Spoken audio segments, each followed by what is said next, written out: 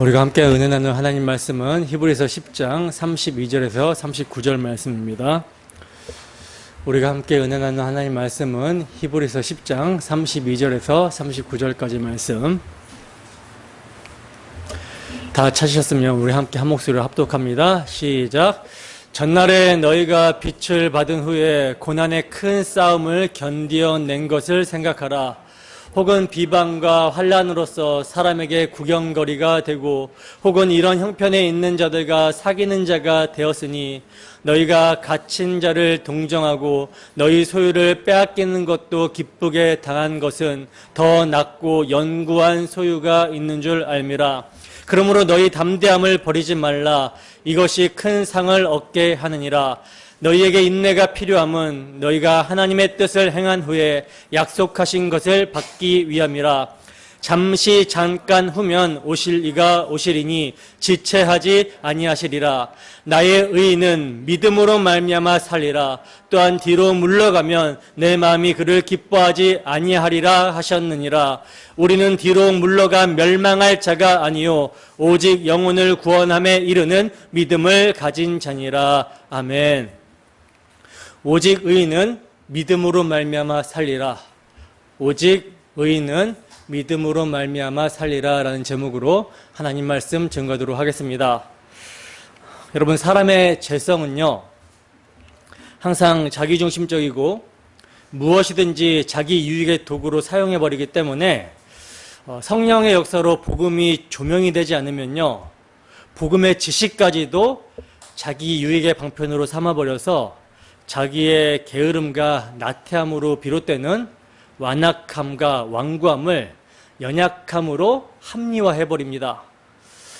그래서 믿음으로 구원을 받지 행위로 구원을 받느냐라고 하면서 자신의 방종을 합리화해버리는 거예요.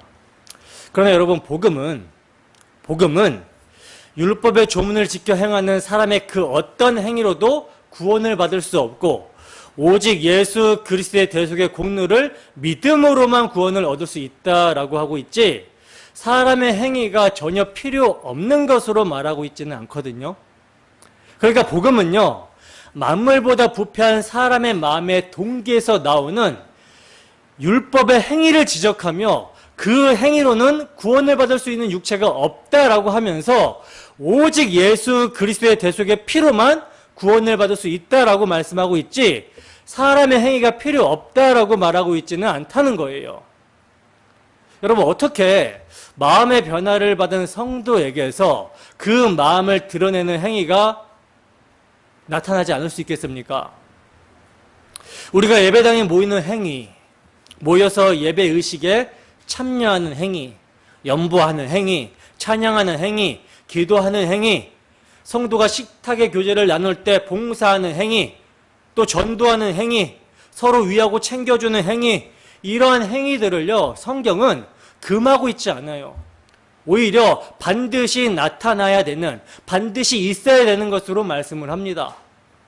주 예수 그리스도께서 다시 오시는 날까지 그의 죽으심을 기념하여 모이기에 힘쓰라고 말씀하고 있고, 또 모여서 시와 찬송과 신령한 노래들로 주께 노래하며 찬송하라고 말씀을 하고 있어요. 교회 안의 직분과 질서에 대해서 말씀하고 있고, 복음의 말씀과 교훈을 가르치라고 말씀을 합니다. 그리고 성도를 섬기기 위하여 매주 첫날에 각 사람의 수입에 따라 연보를 하라고 말씀하고 있고요, 교회 안에서 봉사에 대해서도 말씀을 하고 있고, 복음은 반드시 전해야 되는 것으로 말씀하고 있으며 이웃에게 선을 행하라고 말씀을 하고 있습니다.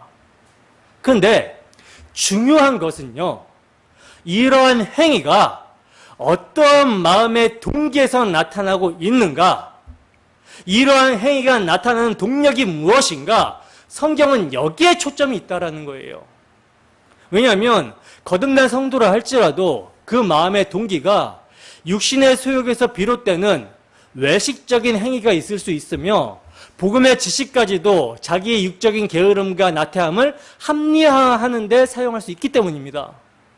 그래서 복음의 말씀을 들을 때는 그 복음의 말씀을 통해 역사하시고 그 말씀을 마음 심령에 적용하시는, 십자가 앞에 세우는 성령의 역사가 반드시 필요한 거예요. 따라서 성령의 역사로 복음이 조명이 되면요, 우리 주 예수 그리스도의 십자가 앞에서 우리가 서게 됩니다. 그 십자가 앞에서 자신이 어떤 존재인지 우리의 처음 자리가 낱낱이 드러나게 되는 거예요.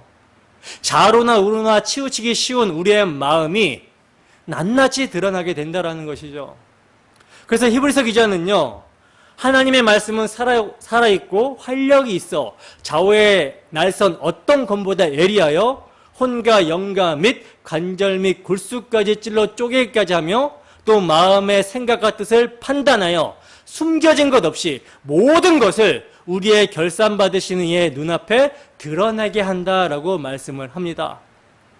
구약의 예레미야 선지자도 하나님은 사람의 심장을 살피며 폐부를 감찰한다라고 말씀하고 있다는 거예요. 여러분, 마음을 살피시는 하나님 앞에서 정말 진솔하고 솔직한, 가장 정직한 우리의 고백이 무엇이어야 되겠습니까? 주여, 저는 완악하고 완고한 죄인입니다. 라는 고백이신 것이죠. 주께서 마음을 붙들어 주시지 않으면 좌로나 우로나 치우칠 수밖에 없는 죄인이라는 고백이며, 그래서 주 예수 그리스도의 영원한 속죄가 소망이며 그 영원한 속죄의 피를 오늘도 저의 마음에 적용하여 달라는 그런 간절한 마음의 간구입니다. 여러분, 우리 주 예수 그리스도 피 없이는요, 우리는 단 한순간도 하나님 앞에 설 수 없습니다. 우리 원수 사탄은 우리에게 가장 중요한 주 예수 그리스도의 피의 은혜를 망각하고 잊도록 하도록 발악을 합니다. 아주. 우리는 이러한 사탄의 계기를 분별할 수 있어야 되는 거예요. 여러분, 주 예수를 사랑하지 않으면 저주를 받습니다. 이건 제 말이 아니라 고린도전서 16장에 바울 사도가 말씀하고 있는 대목이에요. 누구든지 주 예수를 사랑하지 않으면 저주를 받습니다. 여러분, 우리와 같은 죄인을 위해 십자가 지신 예수님이 소망이 되고 있습니까? 그 험한 십자가에 마음이 끌리십니까? 이 시간 복음의 말씀을 사용하시는 주 성령의 역사로 우리의 마음의 완고함과 완악한 마음이 나를 사랑하사 나를 위하여 십자가에 자기 몸을 내어주신, 피 흘리신 그리스도 예수 앞에서 겸비하고 부드러운 마음이 되기를 소원합니다.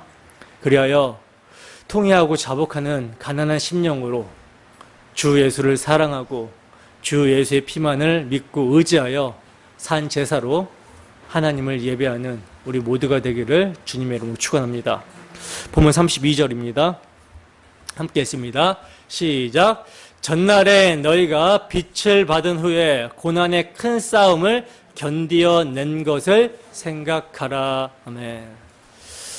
여러분, 히브리서 기자는 수신자들을 향하여 진리의 지식을 받은 후에 짐짓 죄를 범하게 되는 것, 즉 하나님의 아들을 짓밟고 자신을 거룩하게 하고 온전하게 하는 예수 그리스도의 영원한 속죄의 피를 부정한 것으로 여기고 은혜의 성령을 욕되게 하는 죄에 대해서 아주 무서운 경고를 했었죠. 그리스도의 속죄는 나 같은 죄인을 구원하시고자 흘리신 영원한 피이고 영원한 속죄인데, 이 진리에서 떠나 이것을 뭔가 부족하게 여겨 믿지 않는다면 어떻게 된다는 거예요?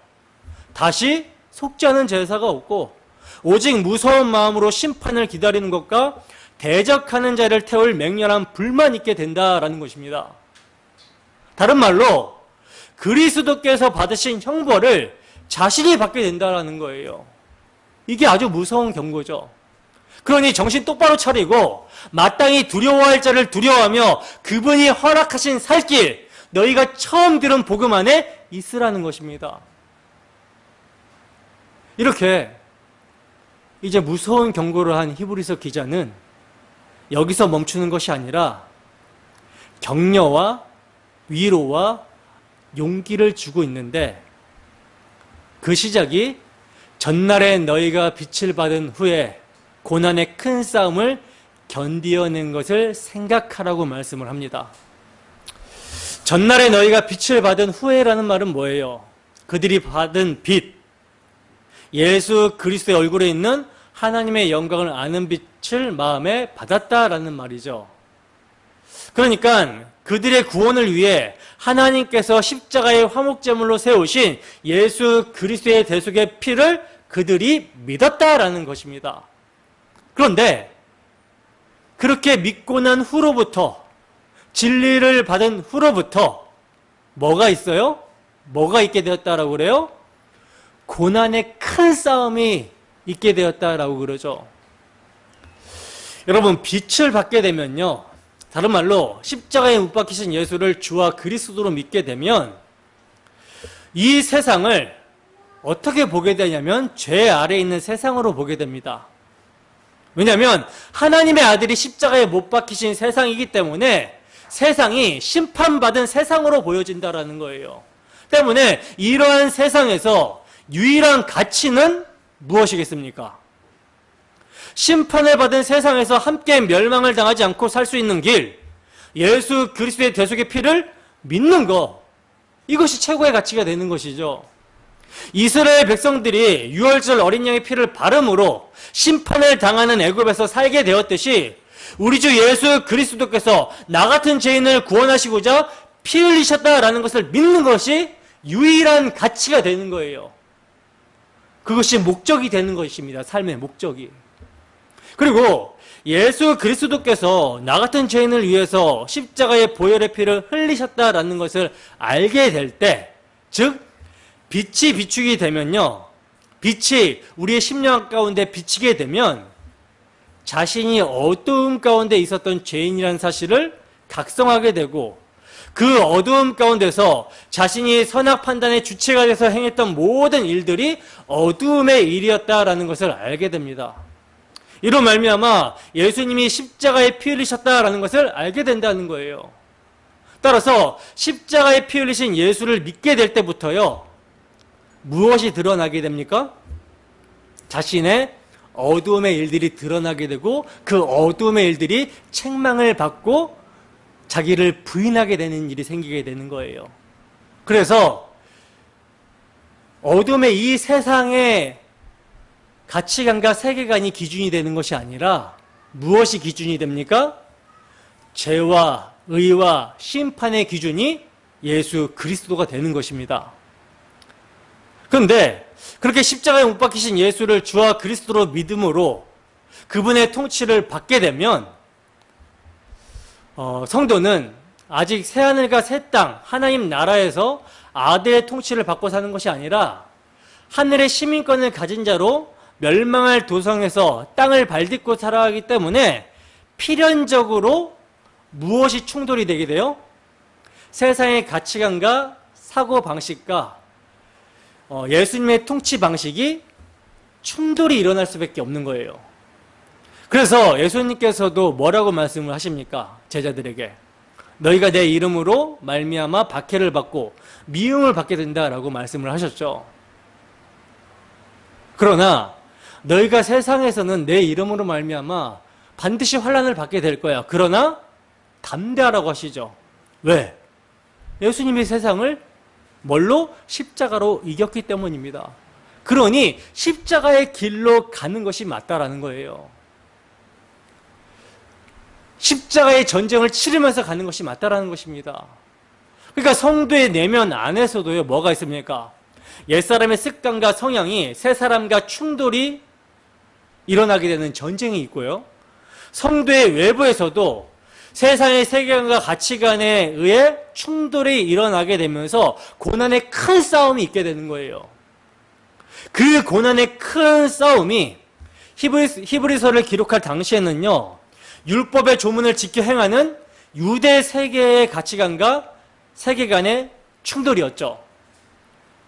율법과 제사와 절기를 지켜서 의롭다함을 받는 것이 아니라 그 실체이신 예수 그리스도, 십자가에 못 박히신 예수 그리스도의 대속의 피를 믿어야 의롭다함을 얻는 이 진리로 말미암아 당시 유대교로부터 히브리서를 받는 수신자들은요, 상상할 수 없을 만큼 고난을 당했다라는 거예요. 그러나 그들이 그러한 싸움을 잘 참아왔다라는 것입니다. 히브리서 기자는 그것을 생각하라고 격려를 합니다. 그리고 히브리서 기자는 그 싸움이 어떤 싸움이었는지를 말씀하고 있는데 본문 33절입니다. 함께 읽습니다. 시작. 혹은 비방과 환난으로서 사람에게 구경거리가 되고 혹은 이런 형편에 있는 자들과 사귀는 자가 되었으니. 아멘. 자, 보시면 히브리서를 받는 수신자들의 큰 싸움은요, 비방과 환난으로서 여러 사람들에게 구경거리가 되었다라고 말씀을 합니다. 여러분, 주를 위해 살다, 주를 위해 죽다라는 책이 있거든요. 그 책은 예수를 믿는 자들이 박해를 당한 내용을 기록한 책인데, 그 책을 통해 예수 믿는 자들을 핍박한 역사를 보면요, 정말 끔찍해요. 내가 저런 상황에 처하게 되면 과연 예수님을 부인하지 않을 수 있을까라는 그런 생각을 하게 되고 심히 고민하게 됩니다. 내가 너무나 안일하게 살아가는 것이 아닌가, 나를 돌아보게 된다라는 것이죠. 정말 사람의 힘으로 참을 수 있는 고난이 아니라는 거예요. 주께서 함께 하시지 않으면 참을 수 없는 고난입니다. 근데 이처럼 히브리서 당시 그리스도인들을요, 많은 사람들 앞에서 그들이 예수를 믿는다라는 이유와 그 하나만으로 고문을 하고 그들을 공개적으로 처형을 하면서 구경거리로 삼은 것입니다. 여러분, 이렇게 공개적으로 고문을 하고 처형을 하여 사람들의 구경거리를 만든 이유가 무엇이겠습니까? 이유가 뭐겠어요? 예수 믿는 자들과 사귀면 어떻게 되는지를 경고하는 것이죠. 보여주는 거죠. 그러니까 그런 자들과 사귀지 말라는 것입니다.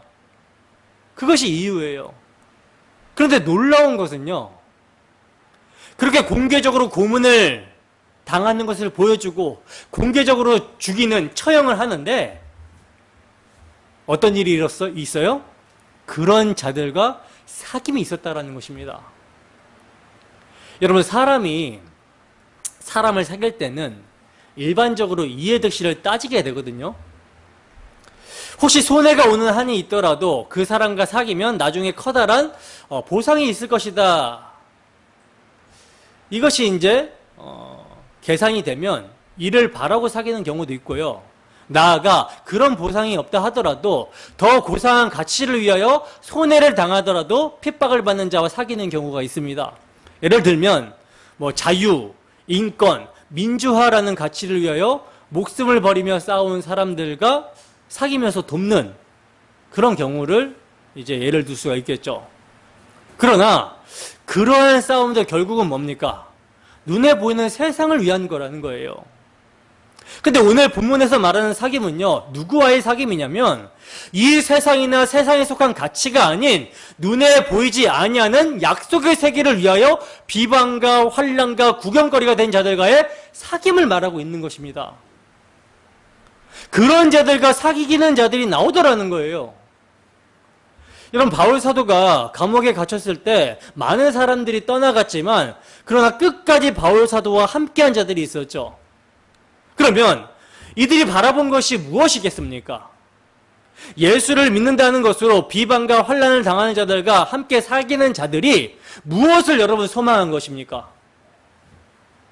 본문 34절에서 35절 말씀입니다. 함께 읽습니다. 시작.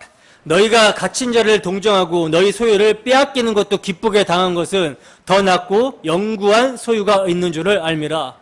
그러므로 너희 담대함을 버리지 말라. 이것이 큰 상을 얻게 하느니라. 아멘. 자, 보시면 그들이 갇힌 자를 동정하고 소유를 빼앗기는 것도 기쁘게 당했다라고 말씀을 하고 있어요. 그러니까 예수 믿는다는 거, 예수 믿는 자들과 사귄다라는 것 때문에 자기의 재산까지 몰수당한 것입니다. 빼앗겼다라는 거예요. 근데 놀라운 것은 그렇게 먹고 살 터전까지도 빼앗겨 버렸는데 그것을 기쁘게 당한 것이라고 말씀을 하고 있어요. 도대체 이런 일이 어떻게 일어나게 되는 것입니까? 그것은요, 그들을 구원하신 예수 그리스도의 피로 말미암아 주어지게 되는 더 낫고 영광의 소유가 있는 줄을 알기 때문입니다. 그들이 알았기 때문이라는 거예요. 눈에 보이는 세상은 잠깐이며 보이지 아니하는 세계가 영원함을 알고 믿었기 때문에 가능한 일이었다라는 것이죠. 여러분, 예수님의 제자들이요, 십자가 이전에는 십자가 지시는 예수님을 다 부인하고 도망갔어요. 박해를 무서워했습니다. 죽는 것을 무서워했습니다. 그런데 예수님의 십자가로 다 이루어졌다 하시고 약속하신 성령을 보내시자 이들이 바뀌게 되죠. 성령으로 말미암아 예수님의 십자가의 피로 주어진 하나님의 약속이 무엇인지를 확신하게 되니까 예수님으로 말미암아 핍박받는 것을 기뻐했습니다. 예수의 이름으로 능력받는 것을 기뻐했다라는 거예요. 드디어 주님을 위하여 핍박을 받는구나 하고 기뻐했다라는 것이죠. 왜냐하면 이것이 그리스도와 함께 묶여있다라는 증거가 되기 때문이라는 것입니다. 그리스도의 이름으로 핍박받는 것에 대하여 베드로 사도는 이렇게 말씀을 하고 있는데, 베드로전서 4장 12절에서 19절 말씀 함께 읽습니다. 시작. 사랑하는 자들아, 너희를 연단하려고 오는 불시험을 이상한 일 당하는 것 같이 이상히 여기지 말고 오히려 너희가 그리스도의 고난에 참여하는 것으로 즐거워하라. 이는 그의 영광을 나타내실 때에 너희로 즐거워하고 기뻐하게 하려 함이라. 너희가 그리스도의 이름으로 치욕을 당하면 복 있는 자로다. 영광의 영 곧 하나님의 영이 너희 위에 계심이라. 너희 중 누구든지 살인이나 도둑질이나 악행이나 남의 일을 간섭하는 자로 고난을 받지 말려니와 만일 그리스도인으로 고난을 받으면 부끄러워하지 말고 도리어 그 이름으로 하나님께 영광을 돌리라. 하나님의 집에서 심판을 시작할 때가 되었나니 만일 우리에게 먼저 하면 하나님의 복음을 순종하지 아니한 자들의 그 마지막은 어떠하며 또 의인이 겨우 구원을 받으면 경건하지 아니한 자와 죄인은 어디에 서리요. 그러므로 하나님의 뜻대로 고난을 받는 자들은 또한 선을 행하는 가운데 그 영혼을 미쁘신 창조주께 의탁할지어다. 아멘.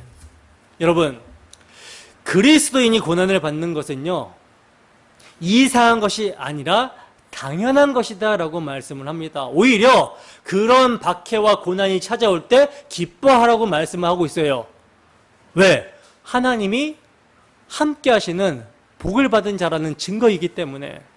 그런데 오늘날 교회 안에 침투해 들어온 다른 복음, 기복주의는 어떻게 말하고 있습니까? 고난을 어떻게 보고 있죠? 고난을 당하면 마치 예수를 잘못 믿어서 그런 것처럼 보고 있죠. 그러니까 예수님을 잘 믿는 것을요, 눈에 보이는 세상에서 손에 잡혀지고 가시적으로 나타나는 것들로, 즉 성공의 척도로 보고 있어요. 그러나 성경은 바르게 믿는 사람에게 필수적으로 고난이 임한다라고 증거를 합니다. 그러므로 하나님의 집에서, 교회에서 심판이 시작이 되는 거예요. 그렇다면 하나님의 집에 어떤 심판이 있겠습니까? 하나님의 집, 교회 안에 어떤 심판이 시작이 됩니까? 믿음의 내용을 예수 그리스도의 십자가 대속의 피로 성취된 하나님의 약속에 두지 않고 세상의 것으로 바꿔버린 자들과 그들의 다른 복음에 미혹된 자들에 대한 심판으로 나타나는 거예요. 따라서 교회 안에서조차 하나님의 심판이 시행된다면 눈에 보이는 세상만 바라보고 살며 복음을 순종치 아니한 자들의 그 마지막이 여러분 어떻겠습니까? 여러분, 출애굽한 이스라엘 백성들에게 하나님께서는요, 시내산에 그들을 1년간 머물게 하시면서 하나님의 아들의 십자가 대속을 상징하는 유월절 어린 양의 피를 기억하게 하시고자 십계명의 두 돌판과 성막의 식양을 주셨습니다. 한마디로 율법을 주셨어요. 그리고 20세 이상으로 싸움에 나갈 만한 자들을 계수하여 군대를 편성했고요. 그리고 이제 드디어 이스라엘 백성들에게 출발 명령이 떨어지게 되는데, 여러분, 유월절 어린 양의 피로 하나님께서 이스라엘 백성들을 건져내셨을 때 그들에게 주어진 약속이 무엇입니까? 그들에게 주어진 약속이 뭐예요? 유월절 어린 양의 피로 이스라엘 백성들을 건지셨잖아요. 그 건지심에 대한 약속이 뭐예요? 그들을 하나님의 백성 삼고 그들에게 약속한 가나안 땅, 조상들에게 약속한 가나안 땅을 주시겠다라는 것이었잖아요. 그죠? 따라서 이들이 하나님의 인도하심 가운데 광야를 통과하여 약속의 땅 가나안에 들어가기 위해서 준행해야 되는 일은요, 무엇입니까? 오직 유월절 어린 양의 피로 주어지게 된 약속, 가나안 땅을 주실 것을 믿음으로 전진하는 거예요. 절대 애굽으로 다시 돌아가려고 하면 됩니까? 안 됩니까? 안 되는 것이죠. 그러나 이들은요, 출발하자마자 불신앙에 빠졌으며 열족장은 결정적인 순간에 뒤로 물러나 침륜에 빠지고 말았습니다. 성경은 그 원인을 그들이 들은 바 복음의 말씀이 믿음으로 화합하지 못했다라고 말씀을 하고 있어요. 마찬가지로 히브리서의 1차 독자들도요, 전날의 빛을 받았습니다. 십자가 대속의 피를 믿음으로 하나님의 약속, 변치 않는 하나님의 나라를 기업으로 받았다라는 거예요.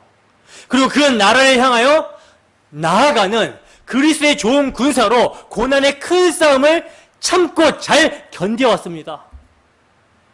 그런데 그랬던 그들이 지금 어떤 상태에 빠지게 되었냐면, 시작할 때 확신한 것을 끝까지 견고히 붙잡지 못하고 뒤를 돌아보고 후퇴하려고 하는 그런 상태에 처해졌다는 것이죠. 바로 이러한 자들을 향해서 히브리서 기자는 고난의 큰 싸움을 견뎌낸 것을 생각하고 담대하라고 하는 거예요. 너희가 고난의 큰 싸움을 어떻게 견뎌냈느냐? 그리스도의 피로 말미암아 주어진 영구한 소유가 너희에게 있기 때문이 아니냐? 그러니 담대하라. 세상의 것을 다 잃어버려도 너희에게 무엇이 있느냐? 쇠하지 않고 낡아지지도 않고 더럽혀지지 않은 영원한 기업이 있지 않느냐? 그러니 담대함을 잃지 말라. 여러분, 이 기업이, 이 영구한 도성, 영원한 하나님 나라가 예수 그리스도의 피로 거룩하게 되고 영원히 온전하게 된 자들에게 상으로 주어졌다라는 것입니다. 여러분, 이것이 우리가 예수의 피를 믿음으로 받게 되는 하늘의 유업인 것이죠. 이게 어느 정도로 중요하냐면, 찬송가 435장 가사에 보면 나의 영원하신 기업, 생명보다 귀하다라고 고백을 하고 있어요. 그러니까 우리 목숨보다도 귀한 것이 영원한 기업이라는 것입니다. 우리가 받은 영원한 기업이라는 거예요. 그러므로 이 기업이 예수의 피로 주어졌다라는 확신이 있으면 세상의 부귀나 안일함이나 명예마저 버릴 수 있다라는 것이죠. 더 나아가 지금 당장 죽어도 나는 부족하여도 영접하실 것이니 예수의 피로 말미암아 영접하여 주실 것을 믿기 때문에 담대할 수 있는 것입니다. 이러한 담대함이 우리에게 있습니까? 본문 36절 봅시다. 함께 했습니다. 시작. 너에게 인내가 필요함은 너희가 하나님의 뜻을 행한 후에 약속하신 것을 받기 위함이라. 아멘. 자, 보시면 히브리서 기자는요, 너희에게 인내가 필요함은 하나님의 뜻을 행한 후에 약속을 받기 위함이라고 말씀을 하고 있어요. 그러니까 더 낫고 영구한 소유, 큰 상을요, 하나님이 약속하신 것으로 구체화해서 말씀하고 있는데, 여러분, 이 약속이 무엇입니까? 이 상이 무엇입니까? 종교개혁자 존 칼빈은 기독교 강요에서 예수 믿는 자의 상이란 영생이라고 말씀을 하고 있어요. 그러니까 주님과 함께 사는 것이 영원한 상이요, 기업이라는 것입니다. 그와 함께 하늘 나라를 상속받게 된다는 거예요. 여러분, 이것이 전부 믿음의 내용입니다. 믿음의 내용. 왜냐하면 보이는 것이 아니기 때문에 그래요. 믿음의 내용은 여러분 보이지 않습니다. 그래서 약속이 필요한 거고, 그 약속을 받은 자에게 또 필요한 것이 뭡니까? 인내가 필요하다라는 것이죠. 근데 그 인내가 성경은요, 잠시 잠깐이라고 말씀을 하고 있어요. 우리는 너무나 길게 느껴지잖아요. 그죠? 근데 여러분 한번 우리 인생을 한번 돌이켜 보세요. 지금 눈 깜짝할 사이에 60, 70입니다. 금방 가는 거예요. 잠시라는 거죠. 우리의 인생이 영원에 비해서 찰나라는 거죠. 본문 37절에서 38절입니다. 함께 했습니다. 시작. 잠시 잠깐 후면 오실 이가 오시리니 지체하지 아니하리라. 나의 의인은 믿음으로 말미암아 살리라. 또한 뒤로 물러가면 내 마음이 그를 기뻐하지 아니하리라 하셨느니라. 아멘. 보세요. 히브리서 기자는요, 환난과 핍박 중에 있는 성도들을 위로하고 격려하면서 의인은 믿음으로 말미암아 살리라라는 말씀을 하박국서에서 인용하고 있는데, 하박국서 2장 3절에서 4절 말씀입니다. 함께 읽습니다. 시작. 이 묵시는 정한 때가 있나니 그 종말이 속히 이르겠고 결코 거짓되지 아니하리라. 비록 더딜지라도 기다리라. 지체되지 않고 반드시 응하리라. 보라, 그의 마음은 교만하며 그 속에서 정직하지 못하나 의인은 그의 믿음으로 말미암아 살리라. 아멘. 자, 보시다시피 히브리서 기자는요, 하박국 선지자가 예언한 묵시는 정한 때가 있고 그 종말이 속히 이르겠다라는 말을 인용하여 잠시 잠깐 후면 오실 이가 오시리니 지체하지 아니하리라 하고 말씀을 합니다. 그리고 이 말씀을 따라 의인은 믿음으로 살리라 하고 말씀을 하고 있어요. 그러면 하박국 선지자 당시의 상황이 어떠하기에 이러한 말씀을 히브리서 기자는 인용한 것인가? 여러분, 하박국 선지자가 하나님께 묻는 내용이 무엇이었습니까? 하나님께 따지는 내용이 무엇이었죠? 그것은 어떻게 악인들은 형통하고 의인은 고난을 당할 수 있습니까? 라고 하는 문제였죠. 이 문제에 대해서 따진 거예요. 주께서 눈이 정결하심으로 악과 폐악을 참아보지 못하시거늘 어찌하여 악인이 자기보다 의로운 사람을 삼키는데도 주께서는 잠잠하십니까? 하면서 따지면서 물었던 것입니다. 이러한 질문이 시편 73편에도 나오죠. 하나님께서 공의로운 분이신데 어떻게 악인이 형통한가에 대해서 실족할 뻔했다라고 합니다. 여러분, 이러한 질문에 대해서 하나님의 대답은 무엇입니까? 반드시 뭐가 있다? 심판이 있다. 너희가 인내하는 시간은 잠시 잠깐이다. 잠시 잠깐 후면 오실 이가 오실 것이다 라는 대답입니다. 그러므로 의인은 믿음으로 말미암아 살라고 말씀하시는 거예요. 예수님의 대속의 피를 끝까지 믿음으로 약속을 바라보라는 것입니다. 여러분, 성경은 의인은 없나니 하나도 없다라고 증거를 하고 있잖아요. 그러면 우리는 의인입니까? 악인입니까? 의인이에요? 악인이에요? 악인이죠. 따라서 하나님 앞에서 의롭다함을 얻을 육체는 없고 모두가 죄 아래 있기 때문에 만약 부패한 마음에서 나오는 도토리 키재기와 같은 사람의 행위로 심판을 하신다면 누구도 심판을 받아야 돼요. 우리 또한 심판을 받아야 되는 거예요. 그래서 뭘로 살라는 거예요? 믿음으로 살라는 것이 대답인 것입니다. 너도 똑같이 심판받아 마땅한 대상이야. 그런데 내가 너를 선택했다. 내가 너에게 믿음을 줬다. 그러니 그 믿음으로 살라고 하시는 거예요. 여러분, 이 말씀이 우리에게 위로와 격려가 되고 있습니까? 히브리서 당시 수신자들은요, 예수 믿는다라는 이유 때문에 심각한 박해와 심각한 고난이 있었습니다. 그리고 그 고난이 그칠 줄을 몰랐어요. 그러니 지치는 거죠. 힘드는 거죠. 참을 만큼 참았는데 이게 끝날 생각을 안 해. 그들의 위로가 무엇입니까? 믿음으로 말미암아 살라. 의인은 믿음으로 말미암아 사는 거야.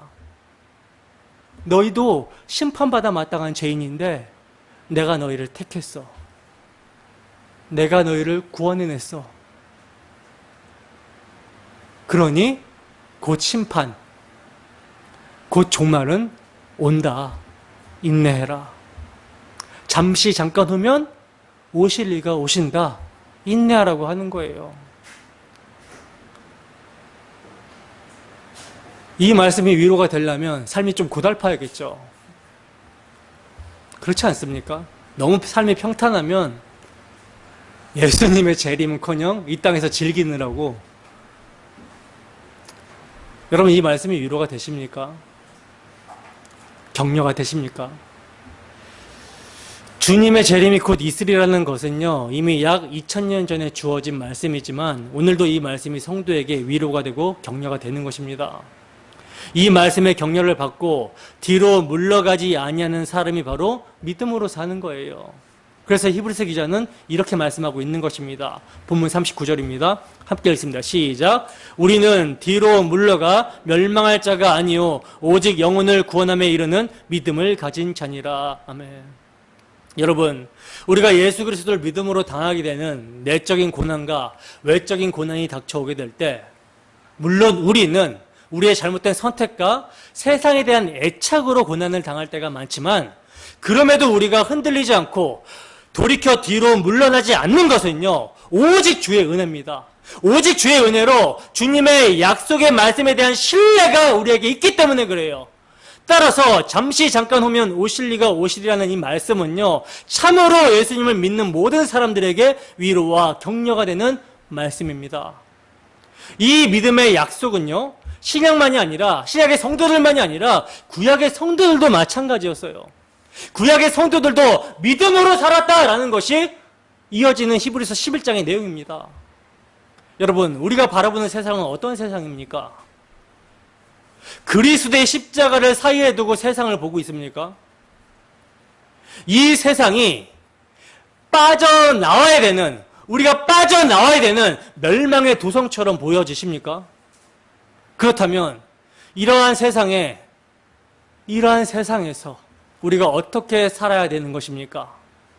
바른 세상을 딛고 있지만 하늘의 시민권을 가진 자로서 주 예수의 통치를 받으며 살아가야 되는 것이죠. 그리고 이 세상의 실체를 복음을 전함으로 폭로하고 알려야 되는 거예요. 여러분, 이 세상의 실체를 알리는 그리스도인을 사탄이 가만히 내버려 두겠습니까? 따라서 이렇게 주 예수의 통치를 받으며 세상의 실체를 폭로하며 살아가는 자에게 반드시 고난의 큰 싸움이 있게 되는 거예요. 여러분, 우리에게 이러한 선한 싸움이 있습니까?